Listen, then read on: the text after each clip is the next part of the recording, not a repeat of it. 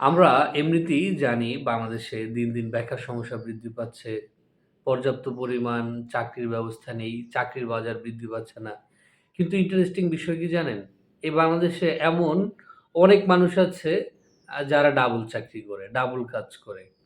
মানে তাদের একটি কাজে তারা বর্তমানে যেই জব আছে তাতে তার ইনকামে, তার আয়ে সে সন্তুষ্ট নয়। এজন্য ডাবল চাকরি করে।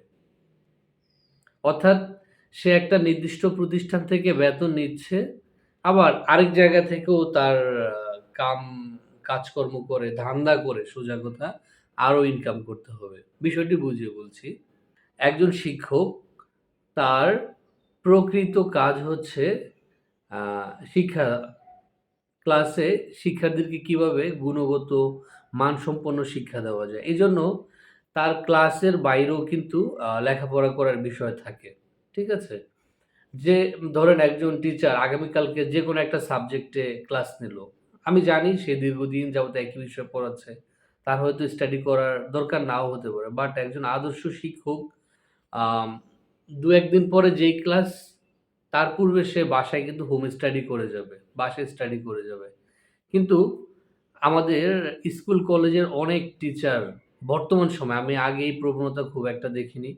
যে শিক্ষকতাও করছে পাশাপাশি ঠিকাদারি করছে। রডের বিজনেস করছে, সিমেন্টের বিজনেস করছে। সন্ধ্যাবেলা সে আ একটা ফার্মেসি দিয়ে দিল। মানে একটা ফার্মেসি দিয়ে দিল, ওষুধের দোকানে সন্ধ্যাবেলা সে ফার্মেসিতে সময় দিল। বা অন্য কোনো কাজে সে যুক্ত হয়ে গেল। আইনগতভাবে কি এটির কোনো সুযোগ আছে? কোনো সুযোগ নেই। একজন ইউনিভার্সিটির টিচার সে অ্যা কিভাবে মানসম্পন্ন শিক্ষা দিতে পারবে সেটা নিয়ে ব্যস্ত না থেকে সে কিভাবে দলীয় লেজুর ভিত্তি করে, ঠিকাদারি করে, হ্যাঁ? বিভিন্ন জিনিস সাপ্লাই দিয়ে সে বিজনেস করার চিন্তাভাবনা করছে। এতে হবে কি? ওই শিক্ষার্থীর ওই ক্লাসে মানে সরি ওই শিক্ষকের ক্লাসে গিয়ে মানসম্পন্ন শিক্ষা দেওয়ার চেয়ে আ বিজনেস গ্রোর দিকে আম সে বেশি মনোযোগ দিবে। তার ক্লাসে শিক্ষা দেওয়াটা কলেজে বা ইউনিভার্সিটিতে বা স্কুলে যে ছাত্রছাত্রীদেরকে শিখাতে হবে, সেই বিষয়ে তার খুব একটা মনোযোগ নেই। দেখেন এই অ্যাকর্ডিং টু ল নিয়ম অনুযায়ী আ এক ব্যক্তি একাধিক প্রতিষ্ঠান থেকে আপনার কোনো সুবিধা নিতে পারবে না। আ সে একটা প্রতিষ্ঠান থেকে বেনিফিট নিচ্ছে, মান্থলি অনারিয়াম নিচ্ছে। তারপরেও সে ইলিগালি হ্যাঁ, অন্যভাবে দেখা যায় অনেক সরকারি কর্মকর্তা, কর্মচারী আছে তারা করে কি নিজের নামে তো প্রতিষ্ঠান করতে পারে না। বউয়ের নামে, শালীর নামে, ভাইয়ের নামে ঘুরিয়ে পেঁচিয়ে, হ্যাঁ? জিনিসগুলোকে আপনার মানে কুক্ষিগত করে রাখে। সে একটা জায়গা থেকে বেতন নিচ্ছে কিন্তু আরেক জায়গায়ও তার পা দিতে হবে। এত লোভ আমাদের ভিতরে আমাদের লোভ এত বেড়ে গিয়েছে। আরেকটা এক্সাম্পল দিই।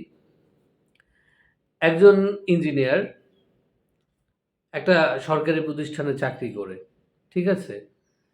তার কাজ সে হোয়াটেভার ইট ইস এটা সরকারি যেকোনো প্রতিষ্ঠানই হতে পারে।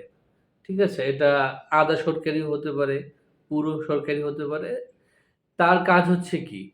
সে তার প্রতিষ্ঠানে সময় দিবে। আইনগতভাবে সে বাহিরে কোনো প্র্যাকটিস করার কোনো সুযোগ নেই। তারপরেও করবে কি?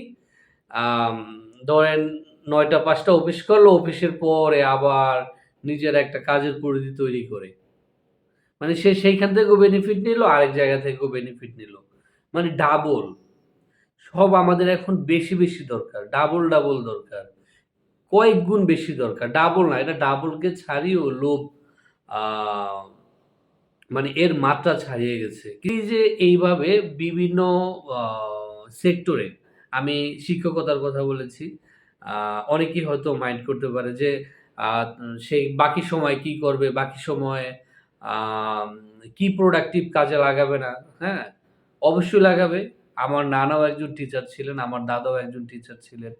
আমার পরিবারের অনেক লোকই যারা পূর্বপুরুষ ছিলেন, তাদের থেকে এখন পর্যন্ত আমি দেখি নাই আমার নানাকে এই স্কুলের ক্লাস নেওয়ার বাহিরে যে বাইরে প্রাইভেট পড়াতে হবে, হ্যাঁ? টিউশনি করতে হবে, ধান্দা করতে হবে এক্সট্রা। আমি আমার দাদাকেও কখনো দেখি নাই। বাট আলহামদুলিল্লাহ তারা যথেষ্ট সলভেন্ট ছিলেন, সুখী মানুষ ছিলেন এবং মারা যাওয়ার পরেও কিন্তু তারা অনেক সম্পদ রেখে গিয়েছে। আমাদের মতো আমাদের বর্তমান যুগের টিচারদের মতো ওই ক্লাসের বাইরে কোচিং করানো এই ধান্দা-টান্দা কিন্তু তারা করেন নাই কখনো। আপনাদের পূর্বপুরুষদের ক্ষেত্রে যদি কেউ টিচার থাকে বাপ-দাদারা নানাদের সময় কিন্তু এরকম ছিল না। এখন আমাদের সব ডাবল দরকার। যেমন ধরেন অনেক আম ই স্কুল, কলেজ থেকে, ইউনিভার্সিটি থেকে পাশ করে অনেকে জব পাচ্ছে না। সে টিউশনি করে ধরেন মোটামুটি সে চাকরি পাওয়ার আগ পর্যন্ত সে একটা সারভাইভ করে যাবে। তো একজন স্কুলের টিচারও সেখানে প্রাইভেট পড়ায়। কোচিং সেন্টারে সে ক্লাস নেয়। তাহলে হলো কি? স্কুল থেকেও সুবিধা নিলো, আরেকজন যে এই টিউশনি করা কোনো অন্যায় না। কিন্তু তার জন্য অন্যায় যে একটা প্রতিষ্ঠানের সাথে চুক্তিবদ্ধ। তারা যেই বেকার শিক্ষার্থীরা ক্লাস নেবে, একটা সারভাইভ করবে, সেখানেও তারা বাগড়া দিচ্ছে। দেখা যায় স্কুলের টিচার ধরেন আপনাকে ম্যাথ পড়ায়, একটা নির্দিষ্ট সাবজেক্টের। আবার বাইরের আরেকজন বেকার ছেলে আ যে মোটামুটি টিউশনি করে, সারভাইভ করে, সেও ম্যাথ পড়ায়।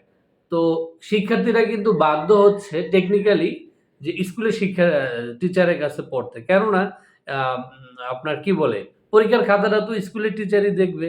এজন্য কিছু এক্সট্রা ফেভার পাওয়ার জন্য কিন্তু অনেক সময়ই দেখা যায় ওই বাইরের শিক্ষার্থীর থেকে স্কুলের শিক্ষার্থীদের মানে টিচারের কাছেই কিন্তু আ আপনার ছাত্রছাত্রীরা চলে যাচ্ছে।